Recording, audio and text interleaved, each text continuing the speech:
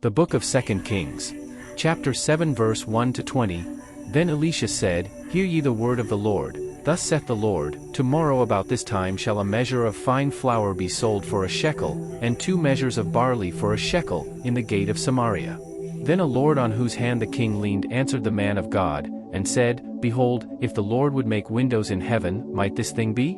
And he said, Behold, thou shalt see it with thine eyes, but shalt not eat thereof. And there were 4 leprous men at the entering in of the gate, and they said one to another, Why sit we here until we die? If we say, We will enter into the city, then the famine is in the city, and we shall die there, and if we sit still here, we die also. Now therefore come, and let us fall unto the host of the Syrians. If they save us alive, we shall live, and if they kill us, we shall but die. And they rose up in the twilight, to go unto the camp of the Syrians, and when they were come to the uttermost part of the camp of Syria, behold, there was no man there. For the Lord had made the host of the Syrians to hear a noise of chariots, and a noise of horses, even the noise of a great host, and they said one to another, Lo, the king of Israel hath hired against us the kings of the Hittites, and the kings of the Egyptians, to come upon us. Wherefore they arose and fled in the twilight, and left their tents, and their horses, and their asses, even the camp as it was, and fled for their life.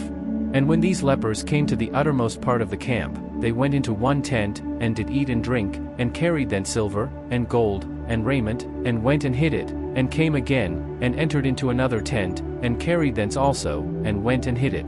Then they said one to another, We do not well, this day is a day of good tidings, and we hold our peace. If we tarry till the morning light, some mischief will come upon us. Now therefore come, that we may go and tell the king's household. So they came and called unto the porter of the city, and they told them, saying, We came to the camp of the Syrians, and, behold, there was no man there, neither voice of man, but horses tied, and asses tied, and the tents as they were. And he called the porters, and they told it to the king's house within. And the king arose in the night, and said unto his servants, I will now shew you what the Syrians have done to us. They know that we be hungry, therefore are they gone out of the camp to hide themselves in the field, saying, When they come out of the city, we shall catch them alive, and get into the city. And one of his servants answered and said, Let some take, I pray thee, 5 of the horses that remain, which are left in the city. Behold, they are as all the multitude of Israel that are left in it. Behold, I say, they are even as all the multitude of the Israelites that are consumed, and let us send and see. They took therefore 2 chariot horses, and the king sent after the host of the Syrians, saying, Go and see. And they went after them unto Jordan, and, lo, all the way was full of garments and vessels, which the Syrians had cast away in their haste. And the messengers returned, and told the king. And the people went out, and spoiled the tents of the Syrians. So a measure of fine flour was sold for a shekel, and 2 measures of barley for a shekel, according to the word of the Lord.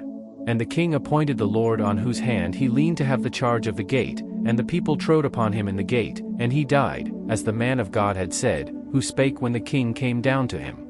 And it came to pass as the man of God had spoken to the king, saying, 2 measures of barley for a shekel, and a measure of fine flour for a shekel, shall be tomorrow about this time in the gate of Samaria. And that Lord answered the man of God, and said, Now, behold, if the Lord should make windows in heaven, might such a thing be? And he said, Behold, thou shalt see it with thine eyes, but shalt not eat thereof. And so it fell out unto him, for the people trode upon him in the gate, and he died.